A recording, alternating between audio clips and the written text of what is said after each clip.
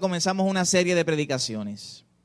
Una serie de predicaciones acerca del significado de la Navidad. Vamos a seguir, ¿verdad?, la semana que viene y el 25 culminamos, si Dios lo permite, de lo que significa la Navidad. La semana que viene vamos a ver diferentes estampas.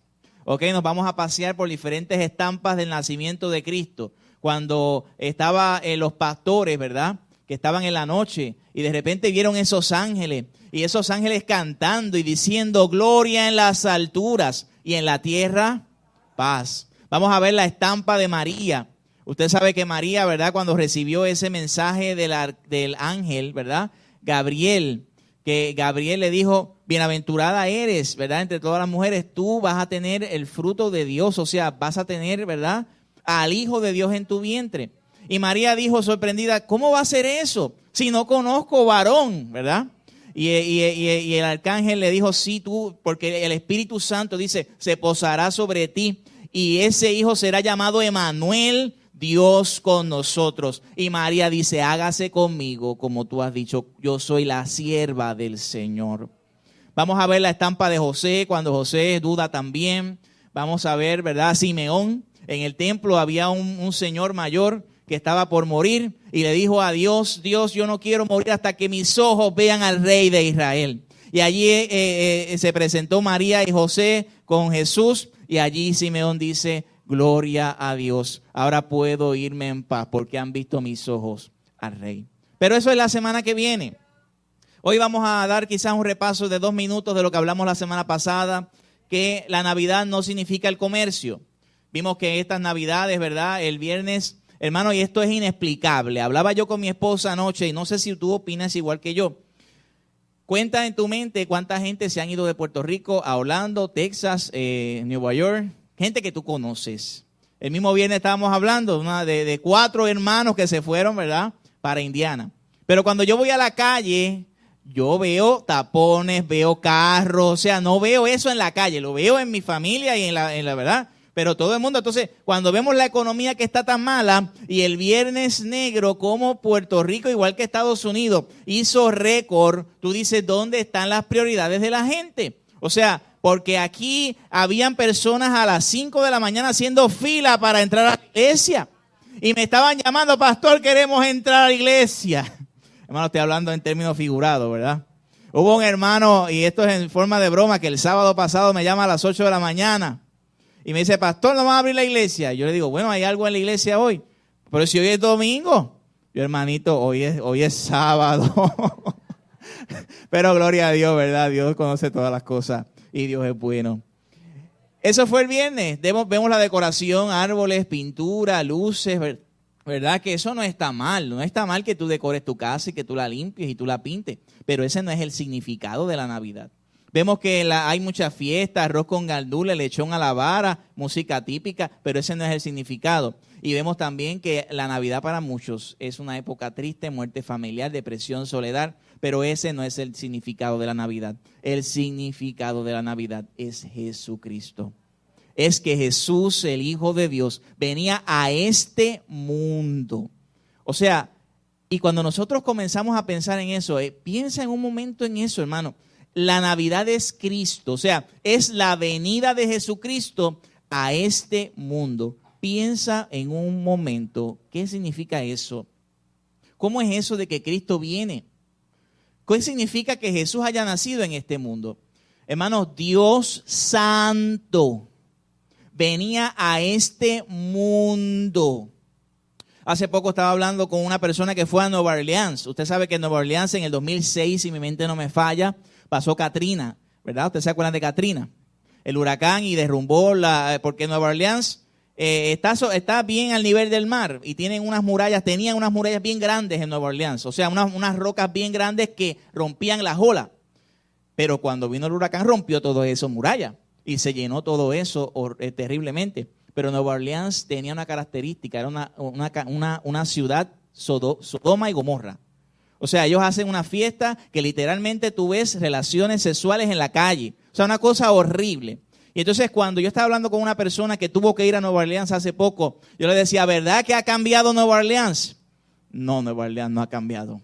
Nueva Orleans sigue en las mismas, sigue con las fiestas, sigue con las orgías, sigue con las bebelatas, sigue con las fiestas horribles, los carnavales que se hacen en ese lugar.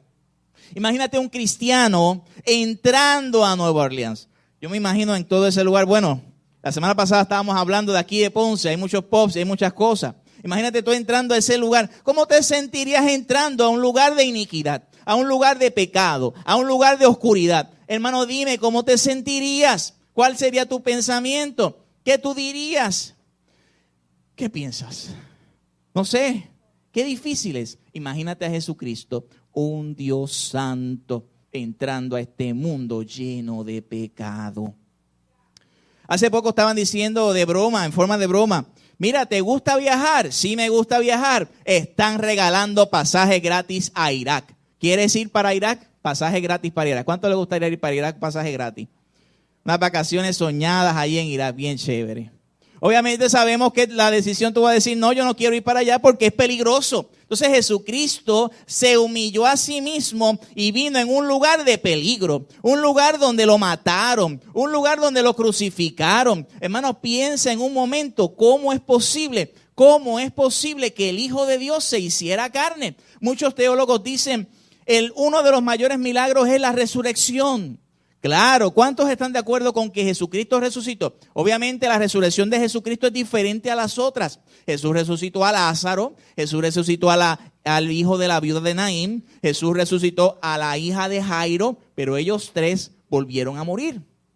La resurrección de Jesucristo fue que Él resucitó y nunca jamás ha vuelto a morir, ni nunca jamás va a morir, porque Él es el alfa y la omega, el primero, el último, el principio y el fin. Y muchos teólogos dicen la resurrección de Jesucristo fue uno de los milagros más grandes que ha podido existir. Pero otros teólogos dicen, ok, estoy de acuerdo contigo, pero yo entiendo que el milagro más grande que ha existido sobre la faz de la tierra es que Jesús se hizo carne. Dile que está a tu lado, Jesús se hizo carne. Vamos a buscar en Filipenses capítulo 2. Filipenses capítulo 2. Verso del 5 al 7.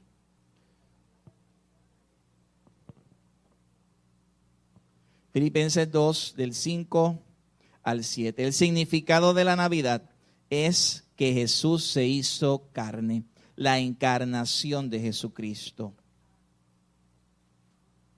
Filipenses capítulo 2, verso del 5, vamos a ver, al 8. Del 5 al 8. Amén. Dice, haya pues en vosotros este sentir que hubo también en Cristo Jesús. Verso 6. El cual siendo en forma de Dios, no estimó el ser igual a Dios como cosa a que aferrarse. Verso 7.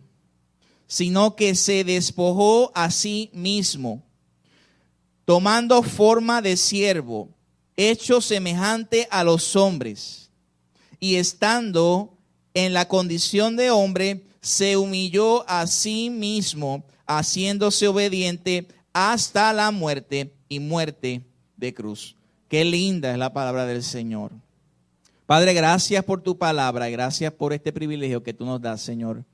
Gracias. Sé tú hablando, sé tú manifestándote de manera especial. Gloria a ti, Señor.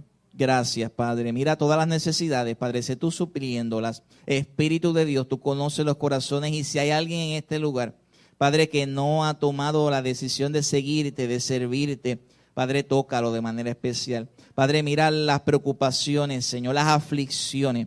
Que esta noticia de que tú vienes al mundo, Padre, opaque toda aflicción. Y nos llene, aleluya, de alegría, Señor, de saber que tú has venido para la salvación de todos nosotros. En el nombre de Jesús. Amén. Amén.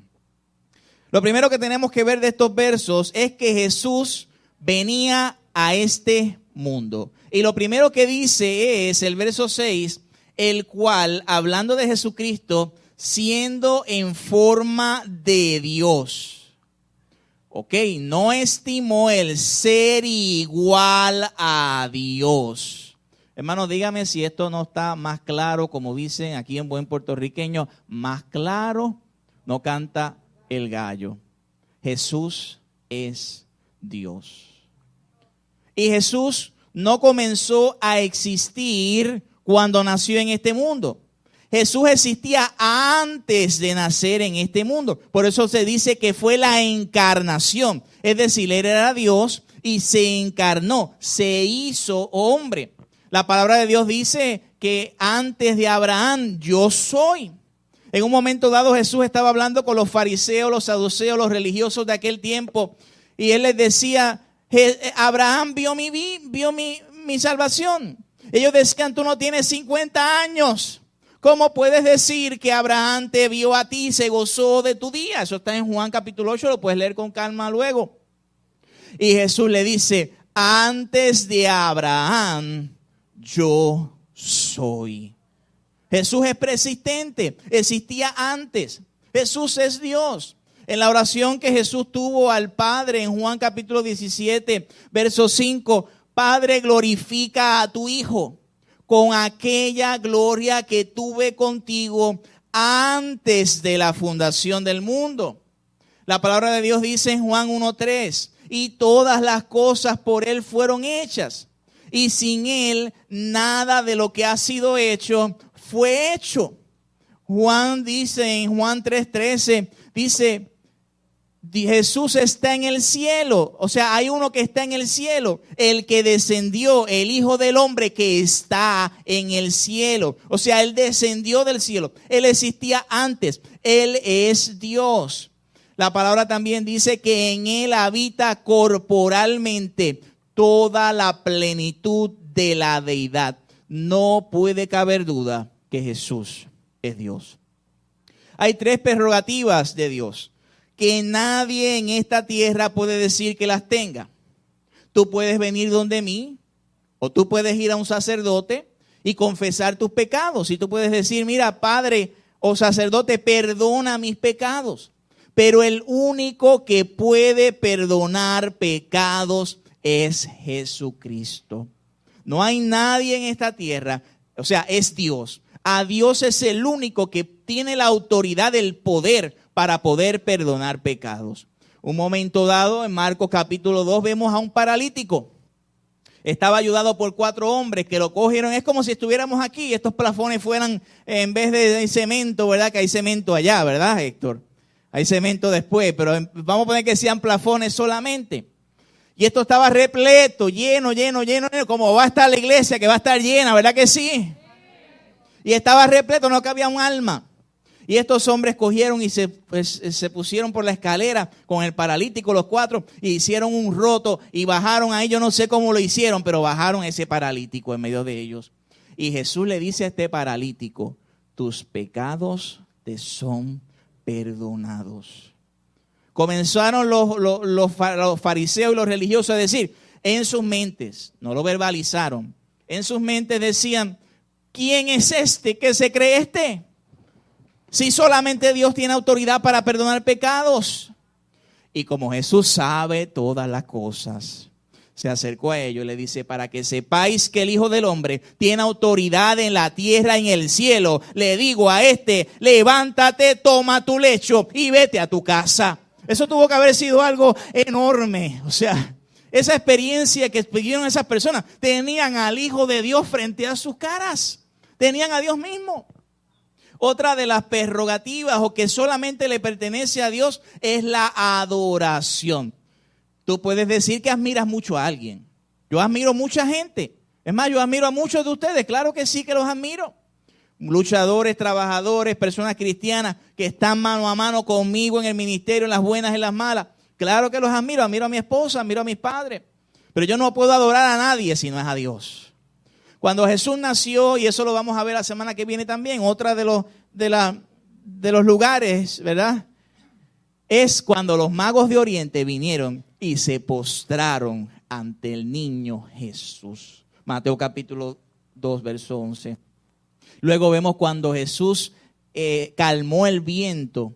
Dice que las personas que estaban allí se postraron y adoraron a Jesús. Luego vemos al ciego en Juan capítulo 9, verso 38. Cuando los fariseos le dicen, ¿quién fue que te sanó? ¿Cómo es posible que te sanara? Yo no sé, muéstrame quién fue. Y él estaba comenzando a hablar con Jesús. Y le dice, yo no sé quién me sanó. Y Jesús le dice, yo soy. Y dice que este ciego se postró y adoró a Jesús. Cuando Jesús resucitó, ¿quiénes fueron las primeras o los primeros que llegaron a la tumba de Jesús? ¿Las mujeres o los hombres? Las mujeres. Y en Mateo capítulo 28, verso 9. Porque la mujer es como más sensible que el hombre, pero ya eso es otra predicación. Vemos en Mateo 28, verso 9, que estas mujeres se postraron cuando vieron a Jesús, adoraron a Jesús. Y luego en Apocalipsis capítulo 5, dice, al que está sentado en el trono y al Cordero sean toda gloria, toda honra, todo imperio y toda potestad. Jesús es el único creador y sustentador del mundo. Muchas personas y muchas sectas dicen que Jesús creó. Es como si yo creara, lo vamos a poner que vaya a sembrar una iglesia. Y sembramos una iglesia, establecemos esa iglesia, ponemos un pastor en esa iglesia, lo ayudamos y de repente cortamos el cordón umbilical, la dejamos que se mueva sola. Y muchas personas dicen, Dios creó el mundo, pero no lo sustenta. Dios no está ahí en el mundo. Dios no se mete en la historia del mundo. Quiero que busquemos Colosenses capítulo 1, verso 17. Y luego busquemos Hebreos 1, 3. Esto solamente le pertenece a Dios.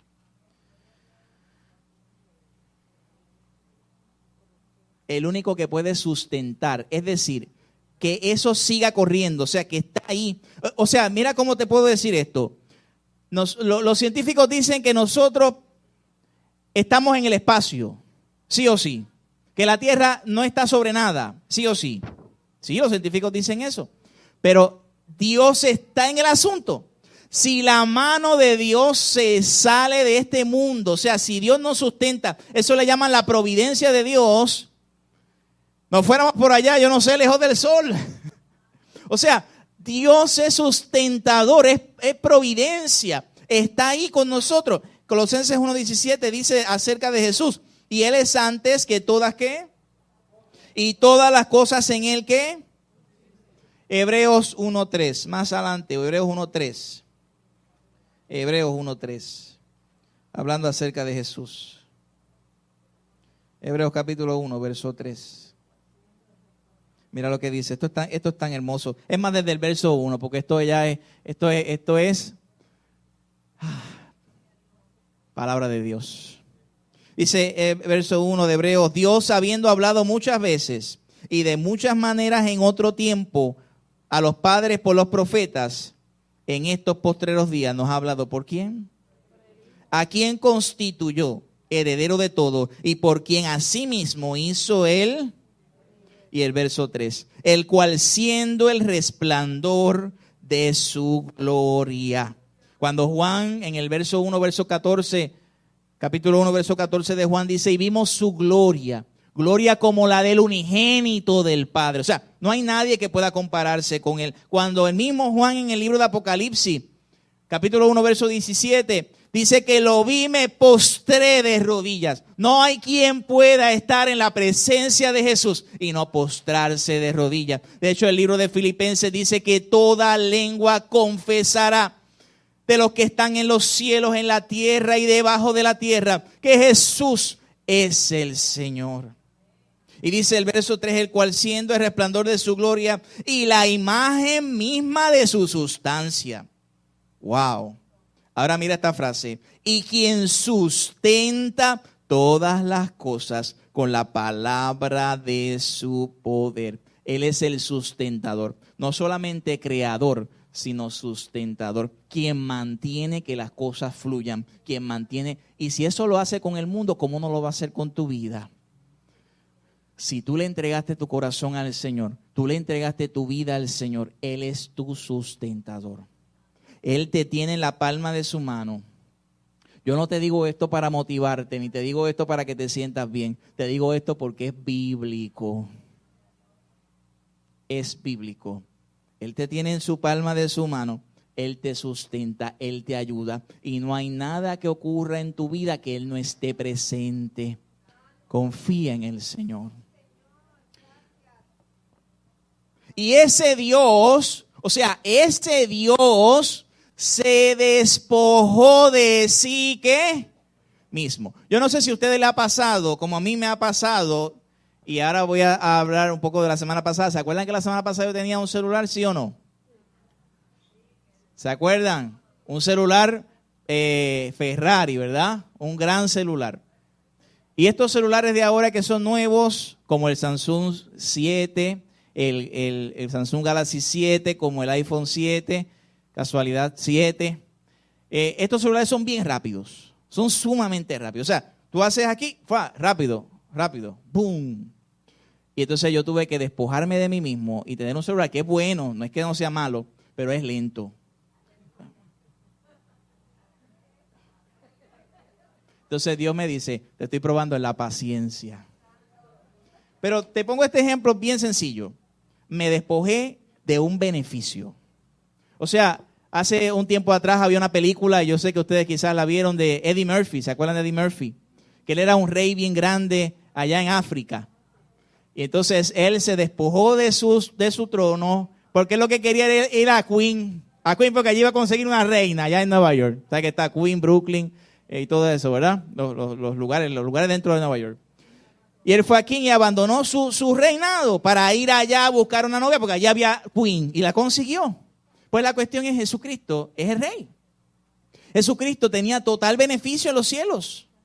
Jesucristo no tenía la necesidad de venir a esta tierra. Pero dice la palabra, sino que se despojó a sí mismo. Es decir, Dios se despojó de ser Dios. Claro, al Jesús venir, Él seguía siendo Dios. Lo que se despojó fue de su gloria. Porque recuerden que Jesús es una persona con dos naturalezas. Una sola persona. Jesús es una persona con dos naturalezas. Naturaleza divina, totalmente Dios, y naturaleza humana, totalmente hombre. Y fíjate de las cosas que Jesús se despojó, o sea, que tenía que tener una naturaleza humana. Tenía que tener una baja posición, porque al ser humano, al ser un ser humano, es una baja posición. Sometido a la ley, sufriendo miseria, sufriendo la ira de Dios en su carne y sufriendo la muerte, la humillación de Jesucristo. Jesús se encarnó. Y dice que fue hecho semejante ¿a qué? A los hombres. Y dice la palabra que se despojó a sí mismo tomando forma de siervo, hecho semejante a los hombres, en condición de hombre. El Salmo 8, verso 4 dice el salmista David: cuando veo los cielos, obra de tus dedos, la luna y las estrellas que tú formaste. Mira esta frase: ¿qué es el hombre? Para que tengas de él memoria, y el Hijo del Hombre para que lo visites. O sea, Jesús se hizo hombre. Hermano, esa es la Navidad. Jesús viniendo a este mundo, Dios hecho hombre. Se limitó en espacio, porque nosotros vivir aquí vivimos en un tiempo y espacio. Dios vive la eternidad, Dios no vive en días, o sea, Dios no tiene días, Dios no tiene años. Dios vive fuera de el tiempo y espacio. Y es un milagro que Dios se hizo hombre y habitó en tiempo, se limitó en tiempo y espacio. Nació, fue tentado, fue semejante a los hombres. Hebreos 4:15, vamos a buscarlo, estábamos en Hebreo, ¿verdad? Hebreos 4:15, mira lo que dice.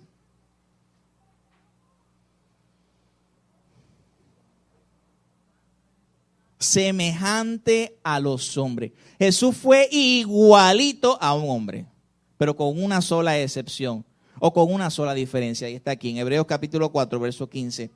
Dice, porque no tenemos un sumo sacerdote que no pueda compadecerse de nuestras debilidades, sino uno que ¿qué? Que fue tentado en todo, según nuestra ¿qué? Pero sin pecado. Jesús no pecó. Jesús no pecó, no podía pecar. Jesús era Dios en la carne y venció al pecado en la carne. Él se humilló a sí mismo. Habitaba la eternidad y ahora en Jesús humano habitaba en un tiempo y espacio. Tenía alabanza de los ángeles y ahora tenía el desprecio de los hombres. Vivía sin límites humanos y ahora tenía que vivir con límites humanos. Hermano, nosotros somos una caja de limitaciones. Necesitamos aire para respirar. ¿O aquí alguien ha podido vivir 30 minutos sin respirar? Algún valiente que quiera vivir 30 minutos, le ponemos un tape aquí en la nariz y un tape aquí en la boca y le amarramos las manos y las piernas a ver si puede vivir 30 minutos. Somos completamente dependientes. Mira, hay personas que no pueden vivir sin comer. Todos, ¿verdad? Pero cuando digo que no pueden vivir sin comer, es sin comer de más. Qué difícil es dejar de comer. El agua. La limitación física. Si yo quiero salir volando por ahí, por más que yo mueva las manos, no puedo. O sea, somos limitados. Tenemos limitación. Hay cosas que yo no sé, que nunca voy a saber. Por más que yo busque en diccionarios y en libros, hay cosas que no voy a saber. Tengo unas limitaciones. Jesús se apropió de esas limitaciones al ser un ser humano. En el cielo no sufría, por lo menos físicamente, porque hay un Dios sufriente. La Biblia presenta a un Dios sufriente, un Dios que sufre por el pecado del pueblo, un Dios que se compadece, porque el amor por definición, sin sufrimiento no existe amor. Y la palabra de Dios dice que Dios es amor, por lo tanto sufre por nosotros. Claro que sí. O dígame usted un padre que no sufra por un hijo. Él es nuestro Padre. Porque dice que todos los que le recibieron, a los que creen en su nombre, les dio la potestad de ser hechos hijos de Dios. Y Él sufre cuando nosotros sufrimos. Y Él se compadece por nosotros. En el cielo no tenía ese sufrimiento físico. Aquí sufrió constantemente. No sé si ustedes han tenido una discusión en algún momento dado, los esposos. O personas normales que tenemos discusiones normales. Y nosotros sabemos que tenemos, ¿qué? La razón. Pero porque lo sabemos. Es como si, por ejemplo, yo les diga a ustedes, este manto es color azul. ¿Y qué usted diría, hermano? Dígame la verdad. Bueno, ¿es rojo o es como anaranjado, verdad? Con un tono anaranjado. Los que saben de colores. Rojo, dice Lourdes. Magenta. Mayente. Yo le digo, no, eso es azul. Y usted se va hasta el final con que es rojo. Y usted sabe, ¿cómo usted se siente cuando usted sabe que usted tiene la razón, pero porque lo sabe, no porque sea orgulloso o tenga soberbia? Es que usted sabe que usted tiene la razón. Y cuando alguien lo contradice, ¿cómo usted se siente con eso, hermano? Dígame cómo usted se siente. Cómo Jesús se sintió con nosotros, que en este mundo estábamos constantemente los fariseos contradiciendo a Jesucristo todo el tiempo. O cuando usted quiere comenzar un proyecto, o usted está haciendo algo y todo es una crítica y todo el mundo lo critica. ¿Cómo usted se siente cuando pasa eso? ¿Cómo se sintió Jesús al venir a este mundo y siempre las críticas? Tú no eres Dios. ¿Quién tú te crees que eres? ¿Con qué autoridad haces? En un momento dado le dijeron, ¿con qué autoridad haces tú estas cosas? Mateo 22. Y Jesús le dice, contéstame tú primero. ¿El bautismo de Juan era del cielo o de los hombres? Ahí empezaron a dialogar. Si decimos del cielo, el pueblo va a decir, ¿por qué no le creíste? Si decimos de los hombres, el pueblo va a decir, era de Dios.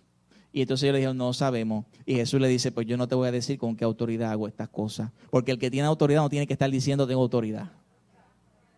Él es Dios. Tomando forma de siervo. O sea, no solamente Dios se hizo hombre, porque pudo haberse hecho hombre, vivir en un palacio. Dígame usted si no es cierto. Jesús pudo haberse hecho hombre y vivir en un palacio, pero no, Él siguió el escalón de la humillación, haciéndose siervo, dice, sino se despojó a sí mismo tomando forma de siervo. Es decir, Jesús en un momento dado dijo, no vine a ser servido, sino a ¿qué? A servir. No vine a exaltarme a mí mismo, vine a servirte a ti. Juan capítulo 13, vemos ese ejemplo cuando Jesús le dice a sus discípulos, los tengo que lavar los pies. Y Pedro dijo y se levantó y dice, tú no me vas a lavar los pies nada. Y Jesús le dice, si no te lavo los pies no tienes parte conmigo. Y Pedro le dijo, los pies no, lávame completo. Ese fue el caso de Pedro. Cuando Juan y el hermano de Juan, en Mateo capítulo 20, vinieron donde Jesús. Pero Lucas lo presenta que vino con la mamá. ¿Usted no ha visto madres que son, que se van hasta lo último por sus hijos? Los que son maestros aquí, directores quizás de escuela, que aquí tenemos a alguien. Que venga una mamá y el nene sacó F y viene a decir, no, el nene sacó A. El nene está bien, la nena está bien. Y vino Juan y vino su hermano Jacobo con mami, donde Jesús. Y mami le dijo a Jesús, te tengo una petición, que mis dos nenes se sienten uno a la derecha y otro a la izquierda tuya. ¡Wow! Exaltación propia. Y Jesús le dijo esta frase, ustedes no pueden ser como los gobernantes del mundo. Los gobernantes del mundo buscan exaltación y que la gente se sujete a ellos. Entre ustedes no va a ser así. El mayor será vuestro servidor. Y el que quiere ser el primero va a ser el último. ¡Wow! ¡Qué enseñanza tan grande! Si él mismo fue el servidor. O sea, el hecho de venir a este mundo a morir por nosotros, eso es la Navidad, hermano. Medita en eso esta mañana. Jesús se humilló a sí mismo, se hizo hombre. No tan solamente se hizo hombre, bajó otro escalón más. Se hizo siervo.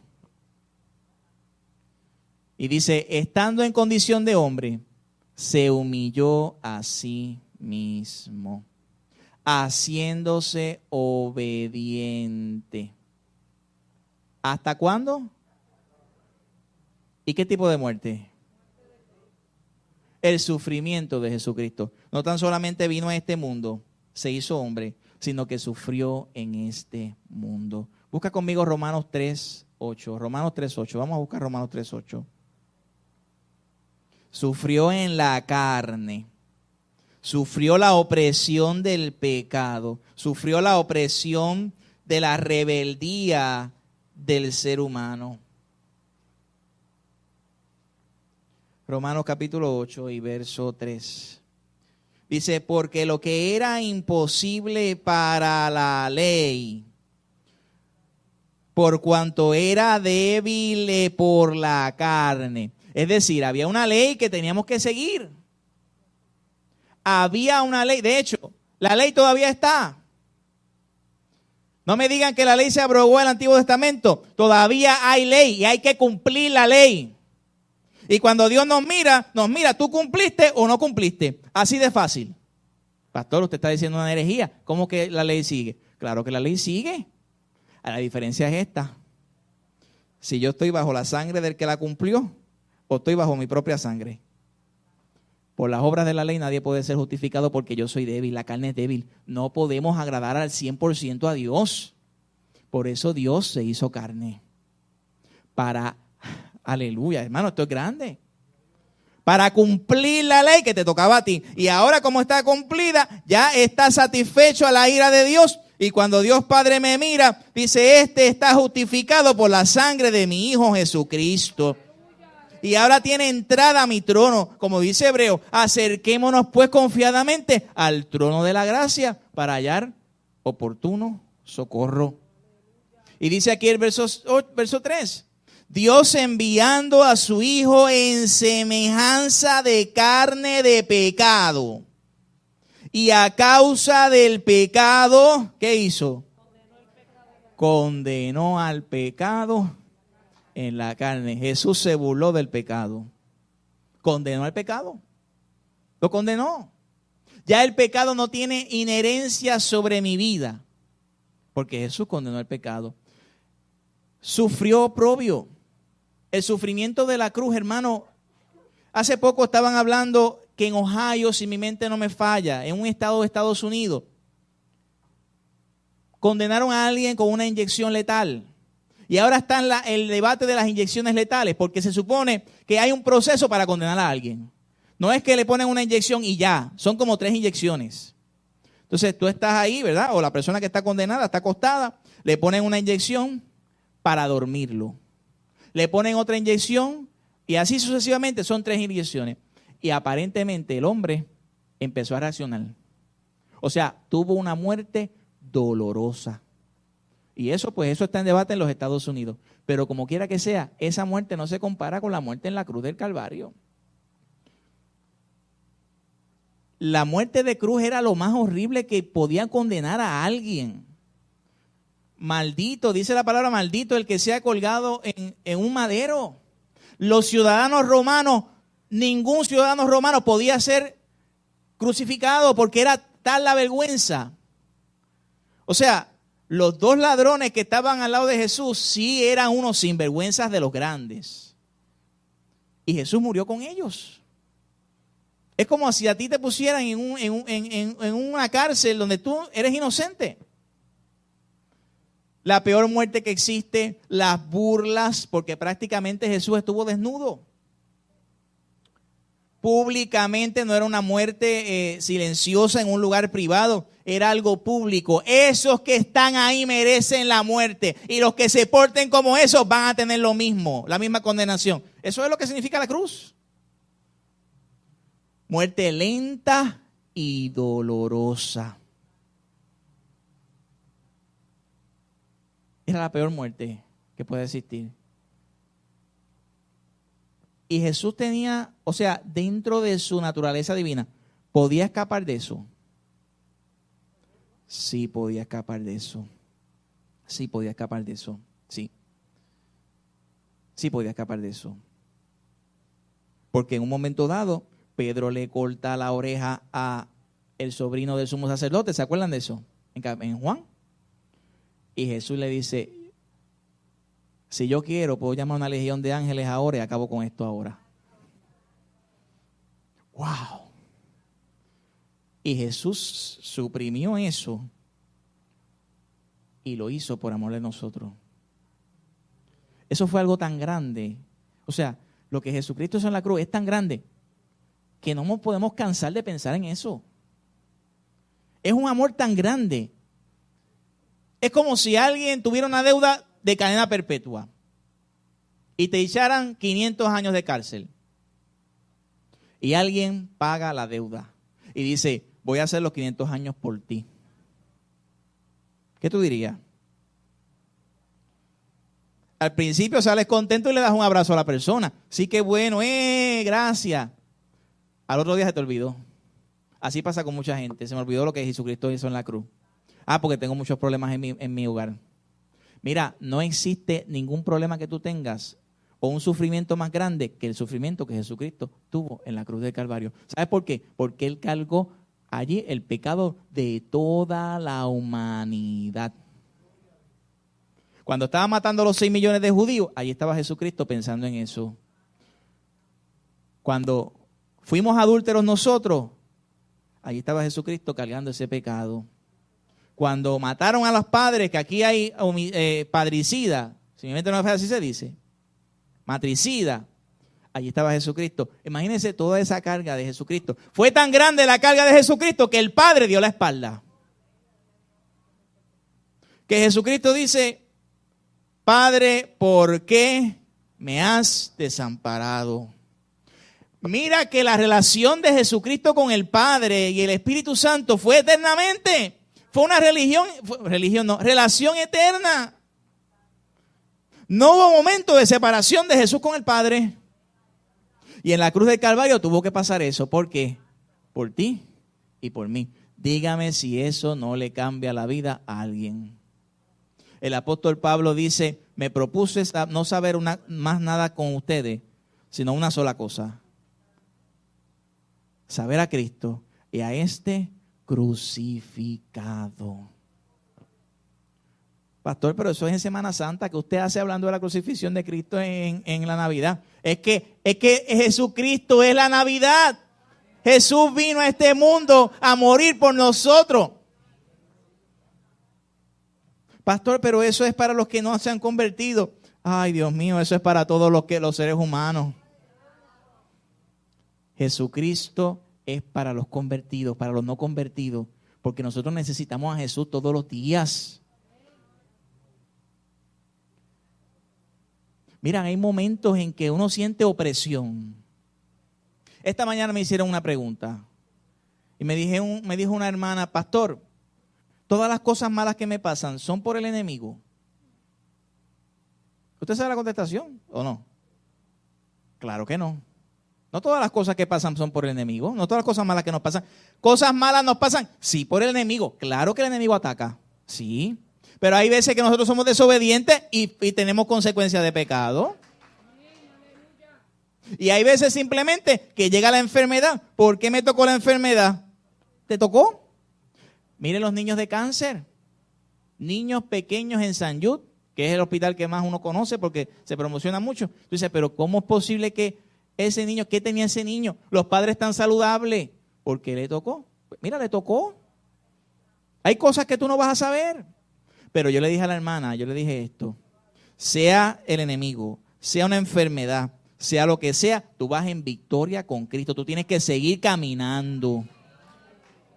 No puedes detenerte. Tienes que seguir en victoria con el Señor. Porque tú eres una más que vencedora en Cristo Jesús, Señor nuestro. Y el ejemplo que muchas veces dan, claro. Somos más que vencedores porque nosotros no fuimos los que estuvimos en la cruz del Calvario, pero tenemos el beneficio de haber pagado ese precio. Porque tenemos a Cristo en nuestros corazones. Y estando en condición de hombre, se humilló a sí mismo, haciéndose obediente hasta la muerte. ¿Y muerte de qué? De cruz. Y esta palabra es locura a los que se pierden. Dice, la palabra de la cruz es locura a los que se pierden. Pero para los que se salvan, esto es a nosotros, ¿es qué? Poder de Dios. Jesucristo murió en la cruz para anular el acta de decretos que teníamos en contra. Teníamos condenación en nosotros. Teníamos como las vacas, teníamos un sello de condenación. Ahí está el sello. ¿Y eso se puede borrar o no se puede borrar? El Espíritu Santo lo borró y puso el sello de él. Ahora yo le pertenezco al Señor. Ahora yo soy nueva criatura en él. Las cosas viejas pasadas aquí, todas son hechas nuevas. Colosenses 2:15, y despojando a los principados y los potestades. ¿Qué dice luego? Pues se me olvidó. Colosenses 2:15. ¿Quién lo busca? Vamos a buscar Colosenses 2:15. Ah, mira, aquí está. ¿Los exhibió qué? Triunfando ¿sobre quién? En la cruz. La cruz es triunfo. Es triunfo. Jesús se humilló hasta lo sumo. Jesús venía a este mundo, no tenía que hacerlo, lo hizo por amor de nosotros. Por lo cual, Filipenses 2, vamos a buscar Filipenses 2, Filipenses capítulo 2. Después de haber leído todo esto, verso 6, y esto es con lo que comenzamos. El cual siendo en forma de Dios no estimó el ser igual a Dios como cosa a que aferrarse. Ok, siendo en forma de Dios, número 1. Número 2, no estimó el ser igual a Dios como cosas que aferrarse. Número 3, verso 7, sino que se despojó a sí mismo. Número 4, tomando forma de ¿qué?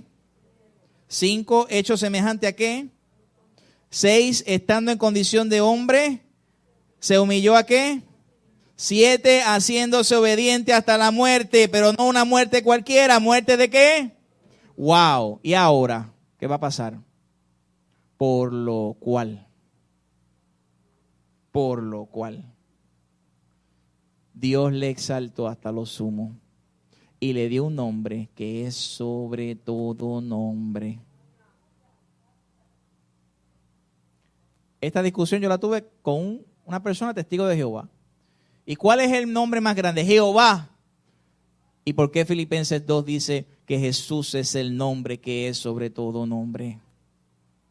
¿Por qué Pedro le dice en Hechos capítulo 4 verso 12? Y ninguno otro hay salvación, porque no hay otro nombre bajo el cielo dado a los hombres en que podamos ser salvos. Jesús es el nombre que es sobre todo nombre. Para que en el nombre de Jesús se doble toda rodilla de los que están en los cielos, en la tierra y debajo de la tierra. Y toda lengua confiese que Jesús es el Kyrios, es el Señor. En griego esa palabra Kyrios, Señor es amo, dueño. Por eso Romanos capítulo 10, verso 9 dice que si confesares con tu boca que Jesús es el Señor. Decir que alguien es mi Señor es algo grande. Él es mi dueño. Ahora habita dentro de mi corazón.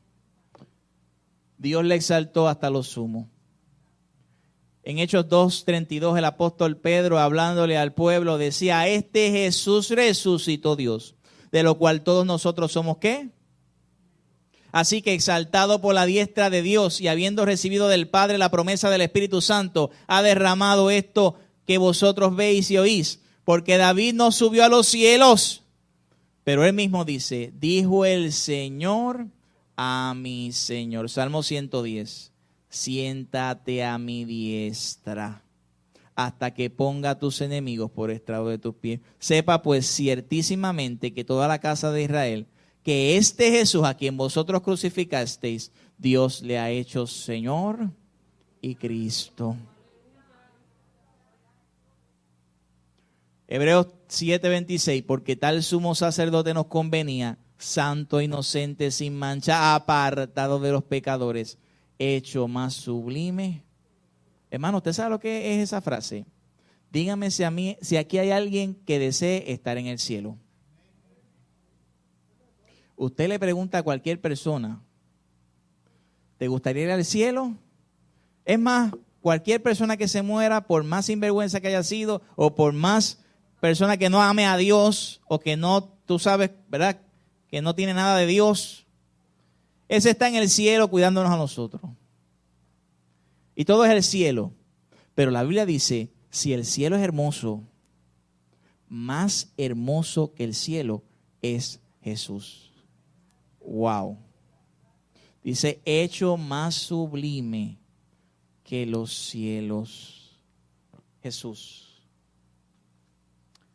Jesús es Dios, se despojó a sí mismo, Jesús se humilló, por lo cual Dios le exaltó hasta lo sumo. Y el verdadero significado de la Navidad es la venida de Jesucristo, la encarnación de Jesucristo, la humillación de Jesucristo, la muerte de Jesucristo y su resurrección. Ese es el verdadero significado de la Navidad. Le invito a que estemos en pie.